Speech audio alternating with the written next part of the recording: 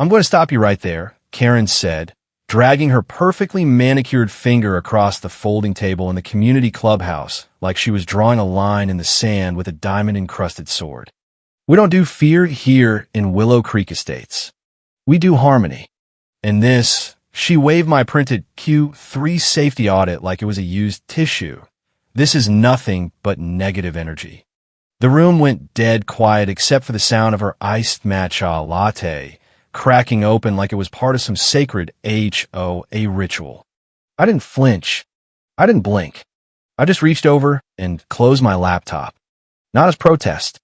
I just knew this wasn't a discussion anymore. Karen Whitmore wasn't the type to listen. She was the type who had her name embroidered bigger than the neighborhood sign and called it leadership. From this moment on, she continued, leaning back in her ergonomic throne like a suburban empress. We lead with yes. No more what-ifs. No more quarterly safety reviews that read like a doomsday newsletter. One of the board members, poor old Mr. Patel from Phase 2, let out a soft, nervous chuckle. Karen pointed at him like he'd just invented sliced bread. See, Mr. Patel gets it. Optimism scales. Fear freezes. And if we're going to keep property values climbing and win that next HOA of the Year plaque, we don't have time for chicken little scenarios about drainage ditches and aging culverts. That jab was aimed straight at me. Last quarter, I'd flagged a minor misrouting in the stormwater system. Pool chemicals logged as non-hazardous when they should have been isolated. We caught it, fixed it quietly. No incident. But apparently protecting homes and avoiding lawsuits was now a punchline in Karen's kingdom. I looked down at my notepad. I had already written the phrase, collapse will begin here. Boxed it in. Started. Before we go any further, if you're listening to this story and already feeling that familiar HOA rage, do me a favor. Pause for 2 seconds, smash that like button, and subscribe. 97% of people don't, and it actually helps channels like this keep exposing these suburban tyrants the way they deserve. All right, back to Karen, the human wrecking ball in a pastel cardigan. She didn't even read my Q3 draft. I saw the email tracker still unopened. She just saw my name on the file and assumed another round of negativity. God forbid someone in this neighborhood asks what happens if we approve cheap landscaping bids during hurricane season. I want all teams pivoting to harmony-based metrics, she said, now pacing the room like a caffeinated preacher. KPIs based on smiles, curb appeal, zero complaints. Not what might go wrong, but what will look perfect on the next Instagram reel. And just like that, the quarterly safety review process I'd spent 9 years refining, cross-checking every culvert, every retention pond, every shared fence with actual weather data and resident reports, was cut. Not paused. Killed mid-cycle. I had 5 reports in progress, flagged issues already being quietly discussed with the county inspector, and 2 high-risk scenarios waiting for board vote. None of it mattered. I want all scenario planning off the calendar by Monday, she added, tapping her Apple Watch like she was pressing a detonator. This neighborhood will be lean, confident, and picture-perfect. No more anchors dragging us down. The rest of the board wasn't even on the Zoom. That's how much leash Karen had. And nobody pushed back. Not even the treasurer, not even the lawyer who lived 3 doors down. Just a slow collective exhale across the folding chairs. Everyone trying to survive the wave. I stayed silent on mute. Let her finish her little crusade. Then I opened a fresh private notebook, one I didn't keep on the HOA share drive. I wrote, HOA President Karen Whitmore cancels all safety review protocols, September 14th, 9:42 a.m. CST. Witnessed by 12 board members and homeowners. No written rationale provided. Then I emailed the full Q3 draft to my personal encrypted cloud with the entire log chain, version history, and internal routing notes. Finally, I clicked archive on the HOA copy. No protest, no grandstanding, just silence. Because that's the thing about the one resident who actually reads the covenants. When the queen already has the plain Madeira and throws out the safety manual, you don't scream. You just start tracking exactly when, where, and how the wings are going to fall off. and I already had page numbers. The memo landed at 6:02 a.m. The next morning. Subject line, all caps. The Harmony Mandate, Karen's masterpiece. 3 paragraphs of motivational vomit written like a rejected Pinterest script, signed off with her personal mantra. Lead with yes. Smile or get fined. She even branded it with a new slogan in italics. Curb appeal over caution. And just like that, it was official. We were no longer in the business of identifying risks. We were now a hope-powered cul-de-sac fueled by blind positivity and the ego of a woman who thought contingency plans were for losers. By 6:45 a.m., I had 19 emails. Project leads, block captains, even the guy who mows the common areas, all saying the same thing without saying it. Thank you for what you used to do. Good luck. They were scared. None dared say a word publicly. Not after watching how Karen had humiliated the retired engineer last month for questioning the new decorative fence height. Don't be a bottleneck, she'd snapped in front of everyone. Be a beautifier. But at 7:08 a.m., a different message arrived. No subject, no name, just a burner address. One line, do not delete anything. Quietly preserve every report, including version history. I knew exactly who sent it. The HOA lawyer has a way of speaking without speaking, especially when he smells gasoline and someone else is striking matches. I didn't reply. I just opened my offline archive and started copying. Every flag culvert weakness, every early warning about the retention pond, every draft Karen had mocked or canceled. I encrypted the folders, duplicated them on redundant private drives, printed hard copies of the sign-off logs, notarized them myself at the UPS store. If she wanted a neighborhood without warnings, fine. But I'd make damn sure the flood had a paper trail thicker than a rulebook. The next day, Karen rolled out her new neighborhood-wide initiative called the Harmony Tracker. It was a literal dashboard ranking every block by how often they said yes to new projects without raising issues. I'm not kidding. They even gamified silence. People started avoiding me like I was radioactive. One neighbor pretended not to see me at the mailbox. Another canceled our standing coffee chat with zero explanation. I became the woman who asked questions. Public enemy number 1 in Karen's manifest destiny suburb. And still I documented. I saved every change, every decision, every shortcut blessed with a smiley emoji and a bullet-pointed quote for whatever leadership book Karen was mainlining that week. Fail forward, she wrote in the group chat while approving an untested drainage reroute. Speed over caution. But underneath it all, I could feel the fear humming like a live wire. Someone from Phase 3 pinged me at 9:03 p.m. on a Sunday. No greeting, just that reroute thing. You flagged it in Q3, didn't you? I didn't respond. At this point, everything had gone tribal. Karen had her apostles, mostly folks desperate for lower dues or terrified of being labeled a complainer. The Architectural Review Committee had already started culture reevaluations for anyone who questioned the new narrative. Meanwhile, the lawyer's silence was louder than ever. No official pushback, no memos, but that first burner message was enough. They were watching too, just in case the culverts came off. And they would. I knew it. I could feel it, because when you delete the brakes and call it acceleration, you're not innovating. You're hurtling toward impact with a confident smile and a closed mouth scream. So I kept quiet and I kept archiving. The failure wasn't dramatic. It didn't explode. It blinked. A half-second delay in the drainage override handshake protocol flagged during a routine county inspection. Phase 1 sent a reroute command. Phase 2 didn't acknowledge. I reran the simulation on my home computer. Same result. A retention pond system thought it had override clearance, but the central node didn't agree. Which means in a real storm, conflicting instructions. One tells the water to divert into the low-lying homes, the other stays silent. And if the overflow happens to carry pool chemicals or landscaping pesticides, you got a toxic soup riding shotgun through every backyard. I documented it in the Q3 update, labeled it Flag 17. Wrote it up in full. Potential failure in interphase override sync.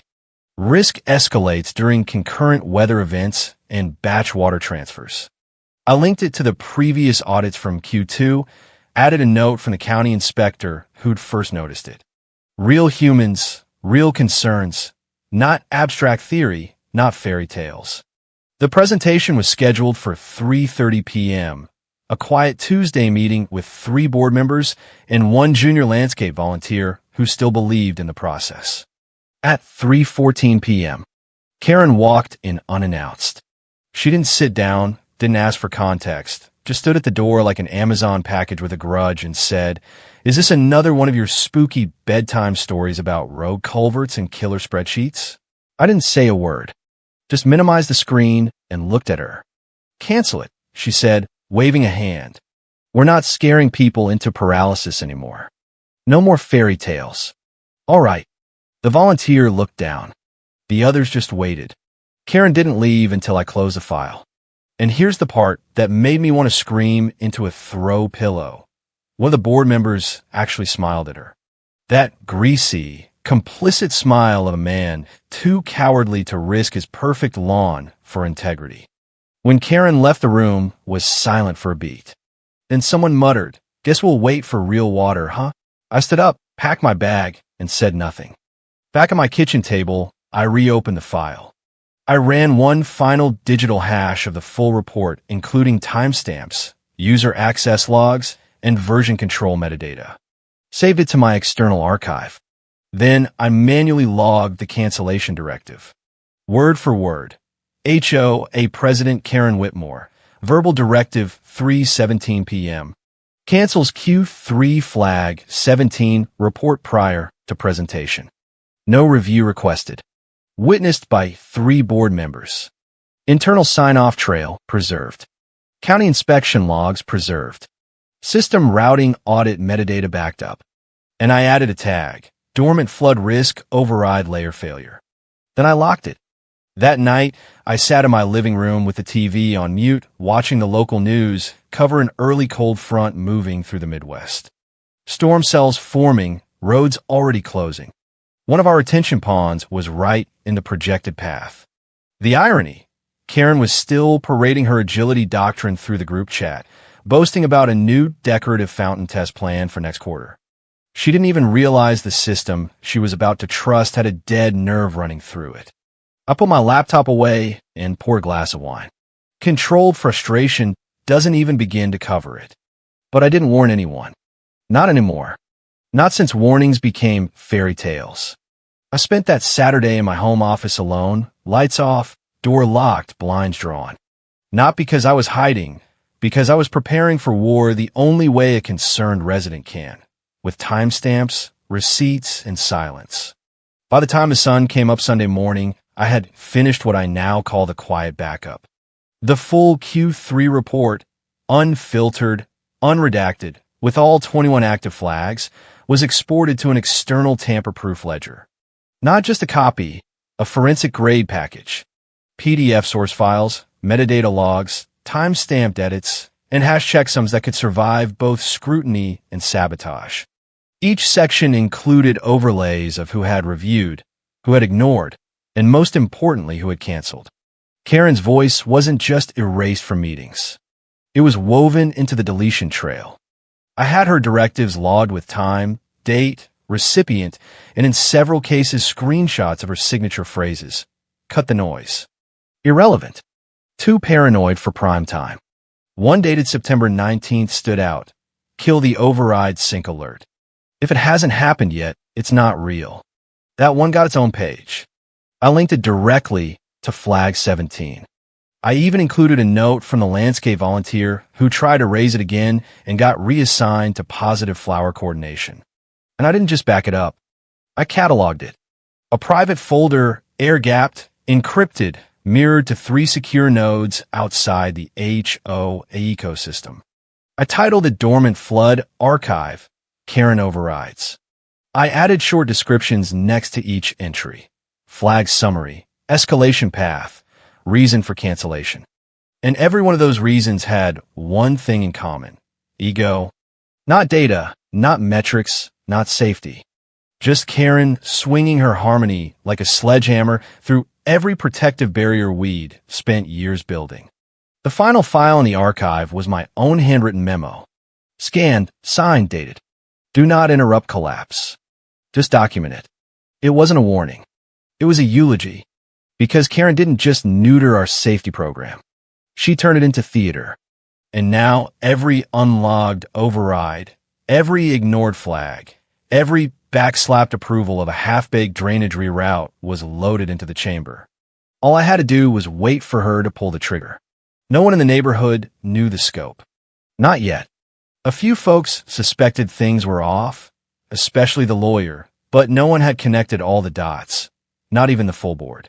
Karen had become the golden girl of velocity culture, dragging the entire subdivision behind her with next-door catchphrases and inflated curb appeal results. No one was asking where the guardrails went. They were too busy drinking from her fire hose of yes. But I wasn't angry anymore. I moved past that. Now it was about preservation, not of my reputation. God, no. That ship sailed the moment I refused to cheerlead through a safety audit. This was about preserving truth. A digital ark sealed and buried, waiting for the flood. And I knew the flood would come. Systems don't stay silent forever. Pressure builds. Culverts slip. People cut corners when they're told caution is weakness. All I had to do was keep recording. So I did, quietly, patiently. And beneath every spreadsheet and log and export, I left a trail of calm, clinical breadcrumbs, because one day someone was going to open the vault. And when they did, they'd find a perfect record of how the collapse began, with one woman's ego and 1,000 silenced warnings. Echelon Homes had always been our prize pony. Big prestige contracts, tight aesthetic SLAs, no-nonsense landscaping crews. The kind of contractor you move mountains for because they move your property values when it counts. So when they announced their new winter drainage expansion across the upper phases, Karen treated it like a personal branding opportunity. This, she said during the all-hands block party, is where Willow Creek proves its agility. She said it like we were launching a rocket, not rerouting stormwater through snowbound retention ponds. The logic on paper looked fine, but the overrides sink. Yeah, that same flag failure from Q3 flag 17 was now part of the actual deployment stack. They were rerouting overflow through a new zone without verifying confirmation across phase nodes. Normally, the system would stall and force a manual escalation, but Karen's team had authorized streamlined auto-approve logic to eliminate what she called process drag. Translation: they'd shaved off the one mechanism that might have prevented disaster. The first ping came from a new assistant landscape coordinator. Bright kid. A little too honest for Karen's world. She was buried under route assignments and platform training. But she noticed something weird. Hey, her email started. Is it normal for Phase 1 to confirm reroutes before Phase 2's system even syncs?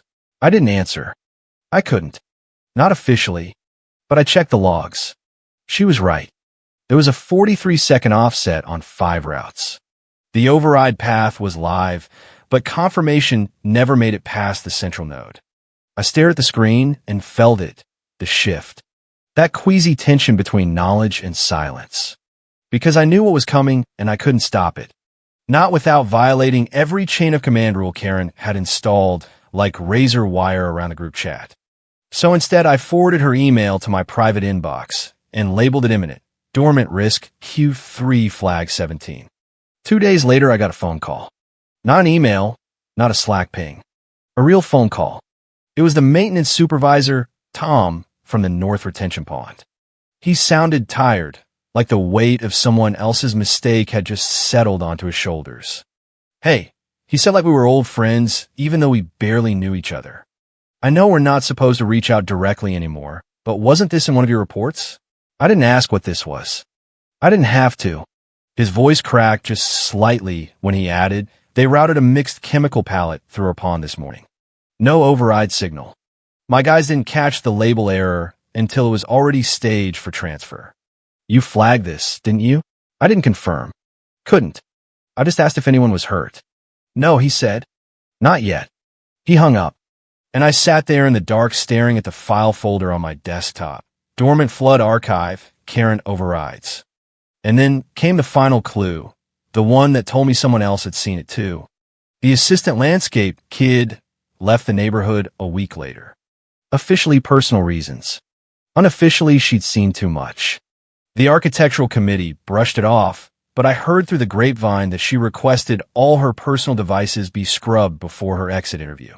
But I know what she did before she left. On a random Tuesday morning, the community printer in the clubhouse jammed up with an anonymous print job. Someone had pulled the Q3 slide deck, the one Karen ordered canceled, from cache.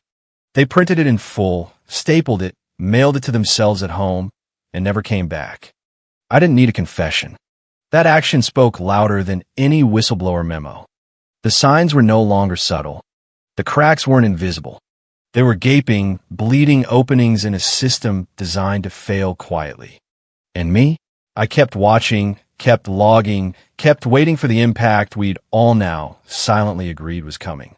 It started with a routine storm cell hauling what was supposed to be controlled stormwater through the new reroute corridor near Phase 4. Routine checkpoint. Routine scan. Except the label didn't match the manifest, and the override beacon never pinged.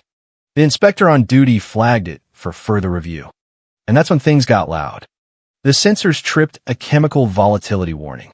3 hazmat crews suited up. The road closed. 2 nearby phases went into temporary lockdown. Dispatch teams from every block scrambled to trace every other unit from that route batch. What had been a simple reroute turned into a cascading shutdown across 3 phases.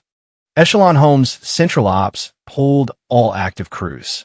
Willow Creek's name got plastered across every local news ticker like we were a toxic spill in human form. I watched it unfold on 3 different monitors from my kitchen. Cup of coffee in hand, file logs open. My pulse didn't move. Karen, meanwhile, was imploding in real time. Group chats exploded. Demands, updates, half-baked theories. A new incident task force was spun up out of thin air and populated entirely by people who hadn't read a safety report since orientation. Karen was CC'd on everything, but never answered directly. Instead, she summoned a video call with the full board. I wasn't invited, obviously, but I knew exactly how that call went because 47 minutes after it ended, I received a formal email from the county regulatory compliance officer assigned to the case. Subject: documentation request, prior risk identification, override systems. It was short, clinical, but it said everything I needed to hear. We have reason to believe this incident may have stemmed from a previously identified risk. Please provide any relevant internal documentation, flag reports, scenario modeling, cancellation records for Q3 and Q2 pertaining to drainage logic and override protocols. No threats, no accusations, just precision. They already knew. At 6:12 p.m., Karen posted an internal message to leadership. We're investigating possible data inconsistencies in the override chain. Early indicators suggest a one-off anomaly. Please refrain from external speculation. One-off anomaly. That phrase lodged itself in my throat like a bone. Because sitting right in my dormant flood archive was the report she canceled, time-stamped, notarized, digitally signed, and independently hashed, outlining this exact failure path. Down to the missing signal delay, down to the reroute region, down to the chemical flagging inconsistency. I didn't respond to the regulator's request immediately. I didn't need to. I was already prepared. My files weren't in a panic folder. They were in order, complete, secure. While Karen was busy trying to retroactively reverse gravity, I opened a clean channel and began exporting my archive summary page by page, flag by flag. The news outlets weren't waiting either. By the next morning, headlines read, Suburban HOA under fire for chemical routing lapse. Internal failures may have preceded dangerous stormwater incident. Former safety reports surface in flood chaos. I wasn't named. Not yet. But the breadcrumbs were there. People were already asking the right questions. And Karen, she was running out of deflections. In the group chat, someone finally asked aloud, "Didn't Sarah flag this last quarter?" No one answered. And me? I closed my laptop, poured another cup of coffee, and waited for the subpoena. Because it was no longer about warnings. It was about proof. And I had it all. They called it an emergency alignment session. 12 board members, 1 general counsel, 2 insurance adjusters visibly sweating through their golf shirts, and Karen front and center looking like a televangelist caught mid-scam, gripping the clicker like it could save her. I wasn't there, obviously. I'd been effectively erased from Karen's little narrative months ago, but I knew the rhythm of these rooms, knew the way she'd start the meeting with faux humility and then pivot to blame deflection. Sure enough, the incident summary that leaked later confirmed it. Slide 1. A stock photo of icy roads and the phrase extreme conditions, extreme variables. Slide 2. A redacted screenshot of the route manifest, missing key timestamps. Slide 3. Immediate actions taken with a checklist of bullet points that mostly amounted to "we're doing something." Please don't yell. Karen's voice was shaky, people said. Her usual flair was gone, and for good reason. She'd been told ahead of time the insurer was sending a rep to observe. Observe my ass. They sent a wolf in a gray pantsuit and low heels, and she didn't even wait for Karen to finish the 3rd slide. "We've reviewed the event timeline," she said, rising slowly from her seat, voice calm, flat, and lethal. "And we've identified a risk flag that matches this incident exactly. Flag Q3-17. Misrouting override sync failure. Weather corridor misrouting." Karen blinked. That must be an internal scenario draft, not. She didn't flinch. Just walked to the head of the table and set down a folder. Slid it forward like a courtroom exhibit. It's not a draft. It's a notarized, time-stamped, countersigned safety report file by your former safety coordinator. Canceled by executive order. She paused. "That would be you, Mrs. Whitmore." Karen froze. She opened the folder. "Page 6, she said. "Right here.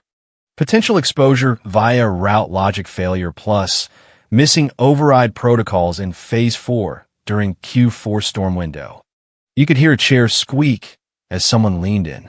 Another board member whispered something to the general counsel, who looked like he'd aged 10 years since the meeting began. Karen tried to recover. "We've been evolving our processes." "No." The rep cut in. "You silenced them." Then she delivered the kill shot straight-faced without raising her voice. "We pay nothing." Dead silence. She stepped back from the table. "Our policy is contingent on documented due diligence." This was documented. It was ignored. Legally, we're protected under Section 14B, denial of claim due to executive override of known risk. Karen looked like someone had unplugged her spine. One of the board members finally spoke. "How many other reports like this exist?" She glanced at the folder. "At least 21. All preserved." That's when another chair scraped the floor. Another whisper, this time directed toward the HOA attorney. Karen didn't say a word. She just stared at the folder like it might self-destruct and take her with it. Outside that room, I sat at my kitchen table, phone face down, laptop closed. I'd already handed over everything the regulator asked for. No embellishments, no commentary, just the truth, clean and complete. And as I poured myself a glass of water, I imagined it. Her standing in that sterile clubhouse, watching the walls close in. No more spin, no more slogans, just facts, names, dates, and a record too pristine to refute. Satisfaction didn't come with fireworks. It came with silence, with knowing, with the stillness of inevitability. Because when you bury risk, it doesn't die. It waits. By Thursday morning, Karen's name had disappeared from the executive roster on the HOA portal. No memo, no announcement. Just a quiet removal, like a stain scrubbed from a tablecloth right before guests arrive. But we all knew the Whisper Network was faster than any press release. And by lunchtime, the entire neighborhood had settled into that strange suburban hush that follows blood in the water. She'd been suspended pending internal investigation, which in our world is HOA speak for we're deciding how many bridges she burned before we decide whether to fine her or sue her. The moment she was out, the board moved fast. They brought in outside counsel, activated a dormant crisis communications team, and began calling insurers one by one. It didn't matter. Echelon Homes, our top contractor, our crown jewel, had already lawyered up.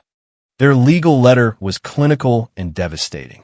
In light of the override incident and confirmed negligence, they were exploring termination of contract under Clause 11.2, breach of risk governance standards. I knew that clause.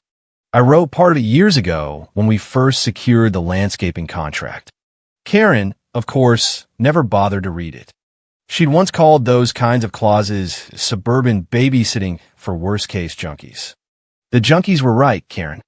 Meanwhile, our insurer, normally a silent backroom entity, released a rare public statement to homeowners.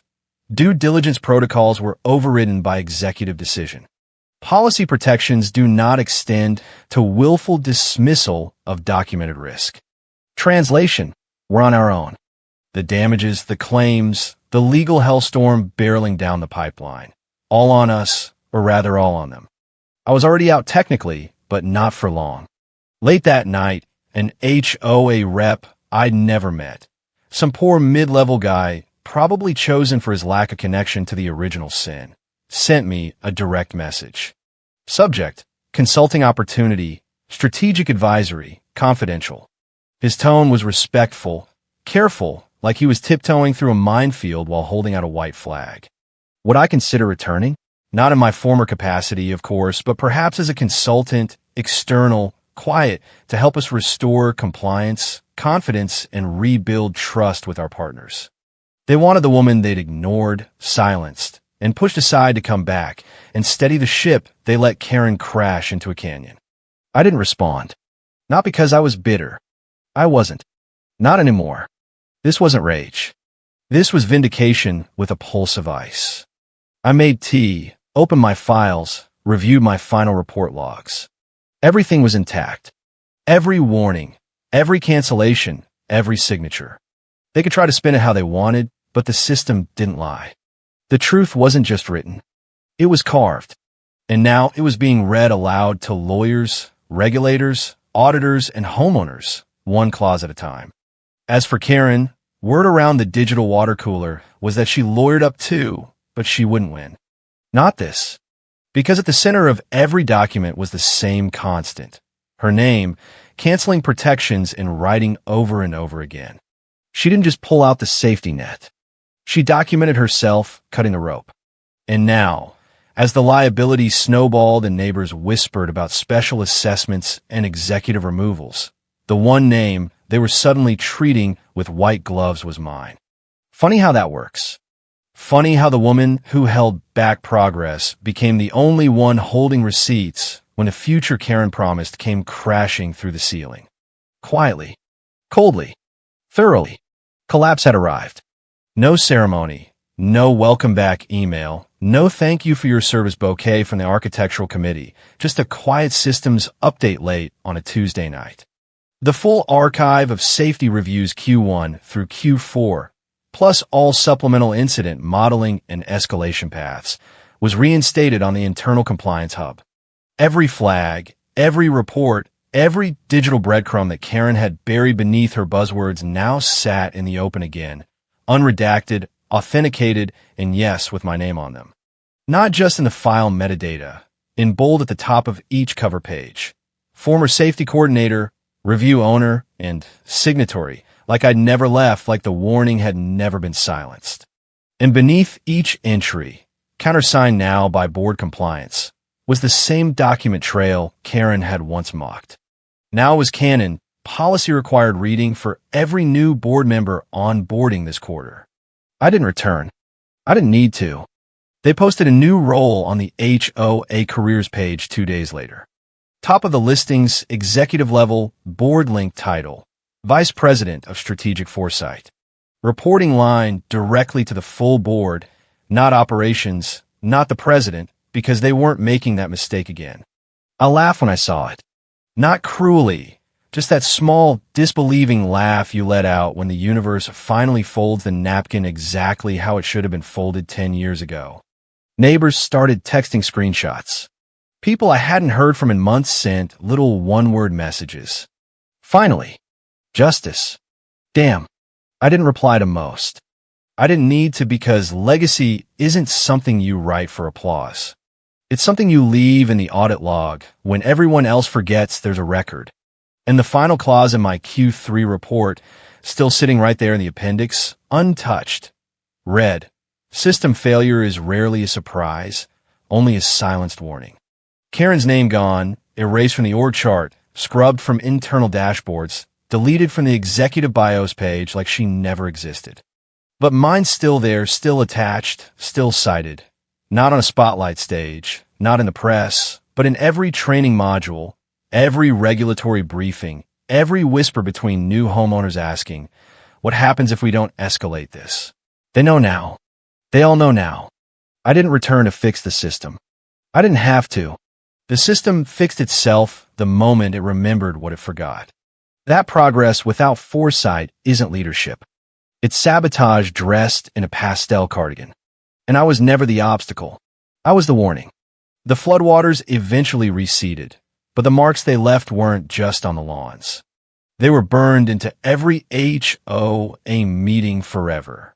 Karen tried one last pathetic comeback, started a GoFundMe for her legal defense against false accusations, and posted it in the group chat like she was the victim. 3 people donated. Total, $47. The rest of us just screenshot it and added it to the ever-growing folder of receipts. The county inspector showed up for a surprise follow-up 2 weeks later, clipboard in hand, and the first question out of his mouth was, "Where's the former safety coordinator?" I smiled when the board forwarded me the email. They had to beg me to attend the next meeting as consultant. I showed up in jeans and a hoodie, no power suit, no clipboard, just the same quiet woman they tried to erase. Karen wasn't there. She'd voluntarily stepped down for personal reasons the day before. The new president opened the meeting by sliding my full archive across the table like a peace offering. "We'd like to reinstate every single protocol you recommended," he said, voice shaking just a little. "And we'd like you to oversee the rebuild." I didn't say yes immediately. I let the silence stretch until the entire room started shifting in their seats. Then I leaned forward and said the only thing that mattered. From now on, every risk report gets read. Every flag gets addressed. And if anyone ever tries to cancel one again, I tapped the thick binder I'd brought. I still have copies. The room laughed nervously, but they knew I wasn't joking. That night, I drove home past the freshly repaired culverts, the new signage warning about chemical storage, the retention pond, now properly graded and monitored. The neighborhood looked almost the same as it had before the flood. But it wasn't. Because somewhere behind those perfect lawns and identical mailboxes, the residents finally understood. Pretty rules and smiling mandates don't stop water. They don't stop chemicals. They don't stop reality. Only honest warnings do. And the next time a Karen rises up with her pastel cardigan and her Harmony Manifesto, there'll be a folder ready. Waiting. Documented. And this time the whole neighborhood will be watching. Because once you've lived through the flood, you never forget who tried to drown you in positivity. And you never forget who quietly kept the receipts that pulled her under.